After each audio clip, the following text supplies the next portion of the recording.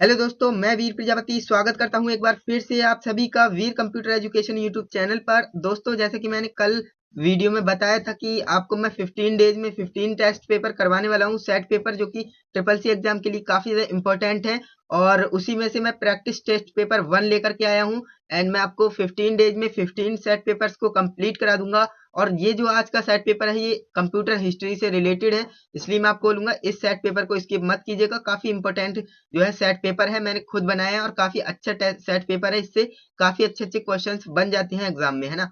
तो मैं वीडियो को स्टार्ट कर लेता हूं। अगर आपने हमारे चैनल अभी तक सब्सक्राइब नहीं किया है तो सब्सक्राइब कर लो, क्योंकि हम आपको डेली का एक सेट पेपर लाते हैं 5 PM पर। तो अगर आप सब्सक्राइब करके ऑल नोटिफिकेशन सिलेक्ट नहीं करेंगे तो आपको नोटिफिकेशन नहीं आएगा और हमारी वीडियो नहीं देख पाएंगे। इसलिए मैं आपको बोल रहा हूँ सब्सक्राइब करके ऑल नोटिफिकेशन सिलेक्ट करना मत भूलिएगा, है ना। तो वीडियो को लाइक कर दीजिए। एंड यहाँ पर मैं फर्स्ट क्वेश्चन देख लेता हूँ कैसा है। तो फर्स्ट क्वेश्चन हमसे कह रहा है कंप्यूटर की अब तक कितनी पीढ़ियां आ चुकी हैं। तो काफी सिंपल क्वेश्चन है, बट काफी ज्यादा इंपॉर्टेंट क्वेश्चन है। और इसका जो राइट आंसर होगा वो ऑप्शन नंबर बी हो जाएगा, 5 पीढ़ियां आ चुकी हैं। आई होप आपको भी पता होगा। तो बात करते हैं नेक्स्ट क्वेश्चन की। सो नेक्स्ट क्वेश्चन है हमारा, पहली पीढ़ी के कंप्यूटर किस सन से किस सन तक माने जाते हैं। तो इसका हमें राइट आंसर बताना है, और इसका जो राइट आंसर होगा वो ऑप्शन नंबर डी हो जाएगा, यानी कि 1946 से 1955, 1946 से 1955 तक। ओके। एंड नेक्स्ट क्वेश्चन देख लेते हैं। थर्ड क्वेश्चन क्या कह रहा है, पहली पीढ़ी के कंप्यूटर किस आकार के होते थे। तो पहली पीढ़ी के जो कंप्यूटर होते थे ना, वो बहुत ज्यादा बड़े होते थे। तो इसलिए हमारा ऑप्शन नंबर ए राइट हो जाएगा। बहुत बड़े बड़े, एक एक कमरे के बराबर होते थे। आई होप आपने पढ़ा होगा तो आपको इतना पता होगा। एंड नेक्स्ट क्वेश्चन की बात करें तो फोर्थ क्वेश्चन हमसे कह रहा है, पहली पीढ़ी के मुख्य कंप्यूटर इनमें से कौन से नहीं है। तो इनमें से कौन से नहीं है, ये भी प्रथम पीढ़ी के हैं, ये भी। तो इसका right answer option number D होगा। इसमें कोई है ही नहीं वो ऑप्शन, तो इसमें से कोई नहीं है ना।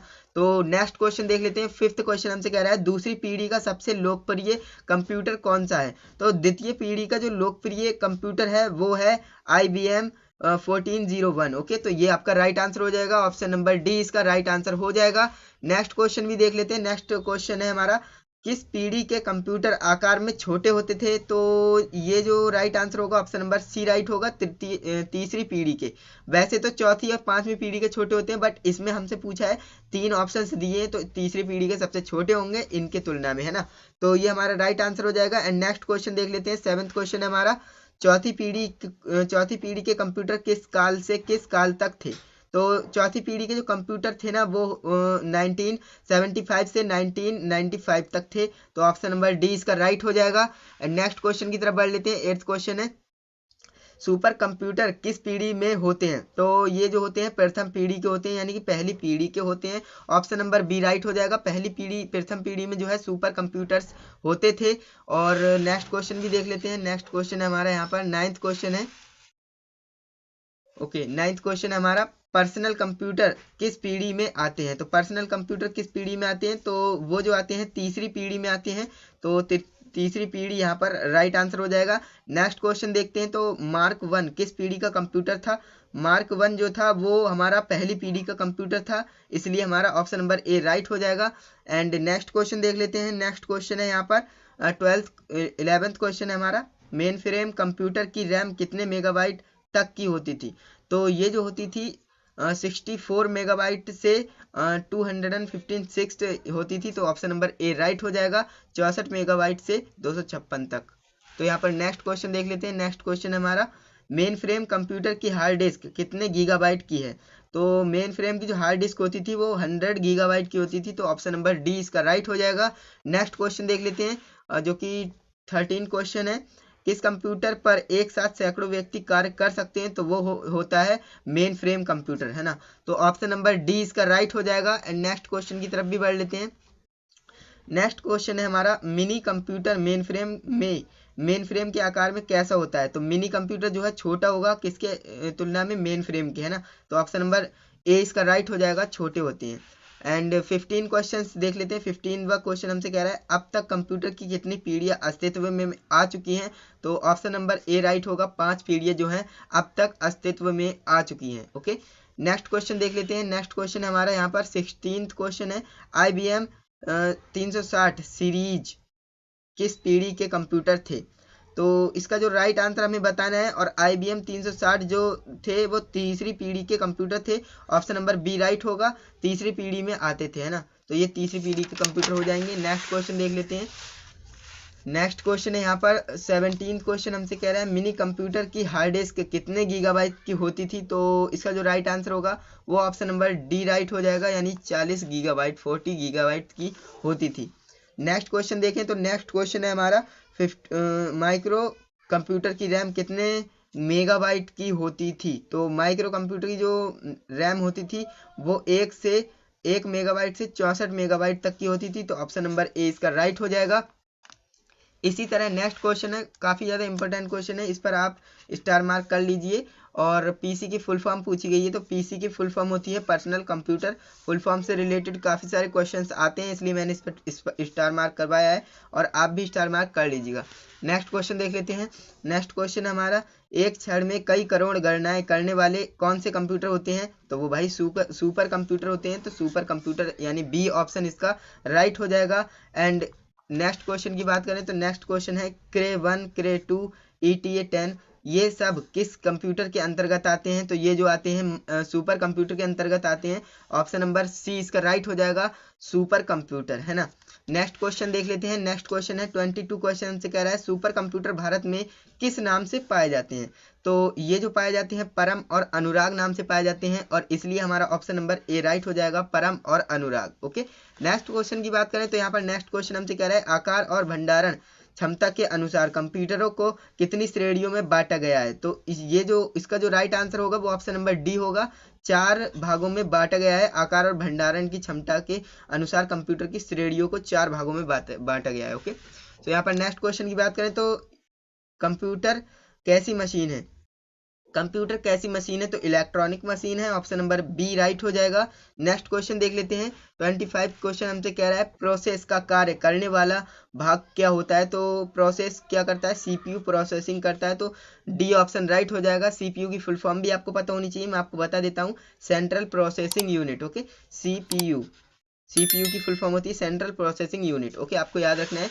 नेक्स्ट क्वेश्चन की तरफ बढ़ लेते हैं। नेक्स्ट क्वेश्चन है हमारा यहाँ पर ओके 26वां क्वेश्चन हमसे कह रहा है CD रोम शब्द संक्षेप है, यानी कि इसकी फुल फॉर्म ही बतानी है। तो इसकी जो फुल फॉर्म होती है computer disk read only memory, इसकी फुल फॉर्म होगी। तो इसके लिए ऑप्शन नंबर डी राइट हो जाएगा, computer disk read only memory. Okay, और नेक्स्ट क्वेश्चन की बात करें तो CPU का फुल फॉर्म देखिए गाइज, अभी मैंने आपको बताया था फिर से आ गया। तो इसका जो फुल फॉर्म होगा सेंट्रल प्रोसेसिंग यूनिट होगा, इसलिए हमारा ऑप्शन नंबर ए इसका राइट हो जाएगा। नेक्स्ट क्वेश्चन की तरफ बढ़ लेते हैं। नेक्स्ट क्वेश्चन है यहाँ पर 28वां क्वेश्चन, कंप्यूटर में सबसे महत्वपूर्ण इनपुट उपकरण कौन सा होता है। तो इनपुट उपकरण तो माउस कीबोर्ड और मेमोरी तो है ही, माउस और कीबोर्ड भी है, बट इसमें महत्वपूर्ण की बात हुई है जो कि बहुत ज़्यादा महत्वपूर्ण होता है, तो वो होता है CPU, इसलिए ऑप्शन नंबर बी हमारा राइट हो जाएगा। नेक्स्ट क्वेश्चन की तरफ भी बढ़ लेते हैं। 29वां क्वेश्चन हमसे कह रहा है इंटीग्रेट सर्किट चिप बनी होती है, किसकी बनी होती है, IC, यानी कि IC किससे बनी होती है। इंटीग्रेट सर्किट है जो इसकी फुल फॉर्म होती है, सॉरी शॉर्ट फॉर्म होती है IC किसकी बनी होती है, तो सिलिकॉन की बनी होती है। ऑप्शन नंबर ए राइट हो जाएगा।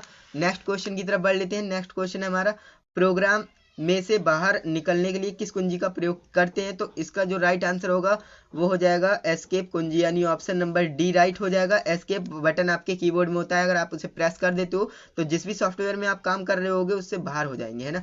तो नेक्स्ट क्वेश्चन की तरफ बढ़ लेते हैं। ALU की फुल फॉर्म ये भी काफ़ी बार पूछी गई है, तो इसको भी स्टार मार्क करना बनता है। तो ALU की फुल फॉर्म जो होगी वो मैं आपको बता देता हूँ, अर्थमेटिक एंड लॉजिक यूनिट। तो इसलिए हमारा ऑप्शन नंबर ए राइट हो जाएगा, अर्थमेटिक एंड लॉजिक यूनिट। ऐसे भी आ सकती है अर्थमेटिक लॉजिक यूनिट, ऐसे भी आ सकती है। ओके, आप याद रखेंगे। नेक्स्ट क्वेश्चन देख लेते हैं। नेक्स्ट क्वेश्चन है मेमोरी की मूल्य इकाई कौन सी होती है। तो मेमोरी की मूल इकाई होती है वो ऑप्शन नंबर बी राइट होगा, बाइट होती है। ओके, कई स्टूडेंट्स बिट मानते हैं बट बिट्स नहीं होती है, बाइट होती है। ओके, आपको याद रखना है। नेक्स्ट क्वेश्चन देख लेते हैं। मेमोरी को मापने की मुख्य इकाइयाँ कौन कौन सा नहीं है। मेमोरी की मापने की कौन सी मुख्य इकाइयाँ नहीं है, तो इसका जो हमें राइट आंसर बताना है, और इसका जो राइट आंसर होगा वो ऑप्शन नंबर डी राइट हो जाएगा, यानी कि 10 24 बिट बराबर 1025 बाइट है ना, तो ये ऑप्शन राइट हो जाएगा। नेक्स्ट क्वेश्चन की तरफ बढ़ लेते हैं। नेक्स्ट क्वेश्चन हमारा, मेमोरी कितने प्रकार की होती है? तो काफी सिंपल क्वेश्चन आया है बट इंपॉर्टेंट है। तो मेमोरी जो होती है दो प्रकार की होती है, आपको पता ही है, रैम और रोम है ना, तो सॉरी प्राइमरी और सेकेंडरी। ओके, तो इतना आपको पता होगा। नेक्स्ट क्वेश्चन की तरफ बढ़ लेते हैं। नेक्स्ट क्वेश्चन है हमारा 35वां क्वेश्चन, हमसे कह रहा है कंप्यूटर के अंतर्गत कौन सी मेमोरी होती है? तो कंप्यूटर के अंतर्गत कौन सी मेमोरी होती है? तो प्राइमरी मेमोरी होती है, तो इसलिए ऑप्शन नंबर डी राइट हो जाएगा, प्राइमरी मेमोरी। नेक्स्ट क्वेश्चन की बात करें तो यहाँ पर प्राइमरी मेमोरी को कितने भागों में बांटा गया है? तो दो भागों में बांटा गया है, रैम और रोम में, तो इसलिए हमारा ऑप्शन नंबर बी राइट हो जाएगा, यानी 2 टाइप्स की होती हैं। नेक्स्ट क्वेश्चन है हमारा, कंप्यूटर बंद कर देने पर किस मेमोरी में डाटा स्टोर रहता है? तो सेकेंडरी मेमोरी में जो डाटा स्टोर रहता है। सही, कंप्यूटर अगर बंद हो भी जाता है तो अगर आपने सेव कर दिया होगा तो सेकेंडरी मेमोरी में स्टोर रहता है, प्राइमरी मेमोरी में नहीं रहता है, तो आपको ये बात याद रखनी है। नेक्स्ट क्वेश्चन हमारा 38वां क्वेश्चन है, सेकेंडरी मेमोरी किस पदार्थ से बनी होती है? तो सेकेंडरी मेमोरी होती है चुंबकीय पदार्थ से बनी होती है, तो चुंबक, यानी कि ऑप्शन नंबर ए राइट हो जाएगा।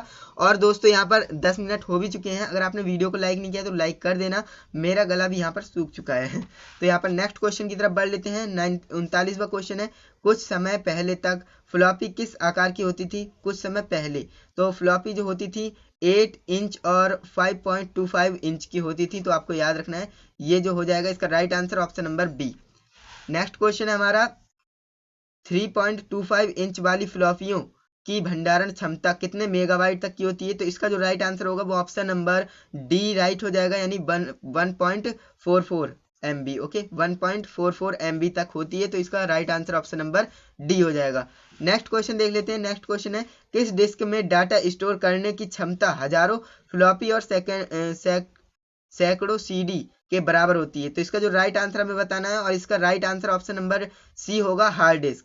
किस डिस्क में डाटा स्टोर करने की हजारों फ्लॉपी और सैकड़ों CD के बराबर होती है? तो हार्ड डिस्क के बराबर होती है, आपको याद रखना है, काफी इंपॉर्टेंट क्वेश्चन है। और ये जो क्वेश्चन आया है ये भी काफी इंपॉर्टेंट है, फुल फॉर्म से रिलेटेड, तो आपको इसका भी जो है स्टार मार्क कर लेना है। MS ऑफिस क्या है? तो इसका आपको राइट आंसर बताना है, MS ऑफिस क्या है? तो विंडोज एप्लीकेशन है, या फिर माइक्रोसॉफ्ट एक्सेल है, या फिर माइक्रोसॉफ्ट पावर पॉइंट है, इनमें से कोई नहीं, तो इसका right answer option number A होगा, विंडोज एप्लीकेशन है। क्या? MS ऑफिस विंडोज एप्लीकेशन है। ओके, नेक्स्ट क्वेश्चन की बात कर लेते हैं। नेक्स्ट क्वेश्चन है हमारा, किस सॉफ्टवेयर में डाटा को लाइनों और कॉलमों में भरा जाता है? तो माइक्रोसॉफ्ट पावर पॉइंट में, या फिर माइक्रोसॉफ्ट एक्सेल में, या फिर माइक्रोसॉफ्ट एप्लीकेशन में, या फिर इनमें से कोई नहीं। तो इसका जो राइट आंसर होगा माइक्रोसॉफ्ट एक्सेस हो जाएगा, तो इसका राइट आंसर ये हो जाएगा ना। नेक्स्ट क्वेश्चन की तरफ बढ़ लेते हैं। नेक्स्ट क्वेश्चन है हमारा, किसके द्वारा हम इंटरनेट पर अपने ईमेल बना सकते हैं? तो किसके द्वारा बना सकते हैं? आउटलुक के द्वारा बना सकते हैं, MS आउटलुक, यानी Microsoft Outlook. Option number C right हो जाएगा। 44वें क्वेश्चन का ऑप्शन नंबर सी राइट हो जाएगा। नेक्स्ट क्वेश्चन देख लेते हैं।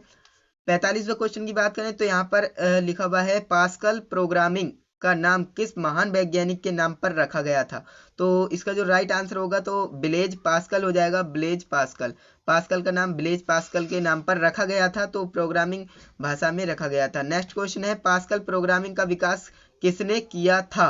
तो इसका जो हमें राइट आंसर बताना है, तो इसका जो राइट आंसर होगा वो हो जाएगा,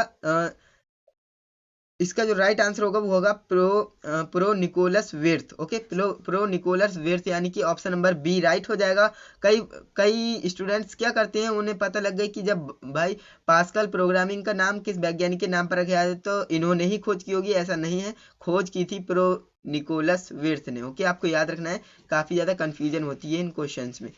तो नेक्स्ट क्वेश्चन हमारा, सी भाषा का विकास किस सन में हुआ था? तो सी भाषा का विकास जो है वो हुआ था 1972 में। ओके, आपको याद रखना है। नेक्स्ट क्वेश्चन देख लेते हैं। कोबोल का पूरा नाम क्या होता है? कॉमन बिजनेस ओरिएंटल लैंग्वेज होता है, तो इसलिए ऑप्शन नंबर ए राइट हो जाएगा। नेक्स्ट क्वेश्चन देख लेते हैं। नेक्स्ट क्वेश्चन हमारा, इनमें से कंप्यूटर की वैज्ञानिक भाषा कौन सी है? तो इसकी जो राइट आंसर होगा इसका वो हो जाएगा ऑप्शन नंबर सी, यानी कि फोर्ट्रान। फोर्ट्रान इसका राइट आंसर हो जाएगा। एंड फोर्ट्रान भाषा का निर्माण कब हुआ था, यही क्वेश्चन आ चुका है, तो इसका जो राइट आंसर हमें बताना है, और इसका जो राइट आंसर होगा वो होगा 1950 में। ओके, 1950 में, तो इसलिए ये ऑप्शन राइट हो जाएगा। एंड ये मैंने आपको 50 क्वेश्चंस करवाए हैं MCQ के, और ये काफ़ी इंपॉर्टेंट हैं। अगर आपको कोई क्वेश्चन मिस हो गया हो तो आप उस क्वेश्चन को भी कवर कीजिएगा।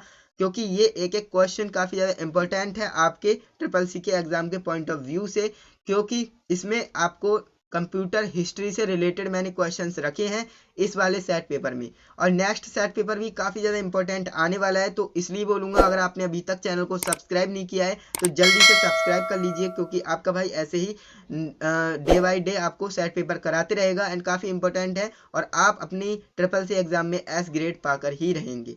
तो दोस्तों आज की हमारी वीडियो कैसी लगी हमें कमेंट बॉक्स में जरूर से बताना, क्योंकि हमें भी तो पता लगे कि आपको हमारी वीडियो समझ में आ रही है या नहीं आ रही है। अगर मैं तेज पढ़ा रहा हूँ तो आप मुझे बताइए, हल्के पढ़ा रहा हूँ तब भी आप मुझे बताइए, अगर सही पढ़ा रहा हूँ तो नाइस, वेरी नाइस कुछ भी लिखकर आपको कमेंट में मुझे जरूर बताना है। ओके, तो दोस्तों आज के लिए बस इतना ही, मिलते हैं अगले वीडियो में नए सेट पेपर के साथ, इंपॉर्टेंट सेट पेपर के साथ। तब तक के लिए जय हिंद, वंदे मातरम।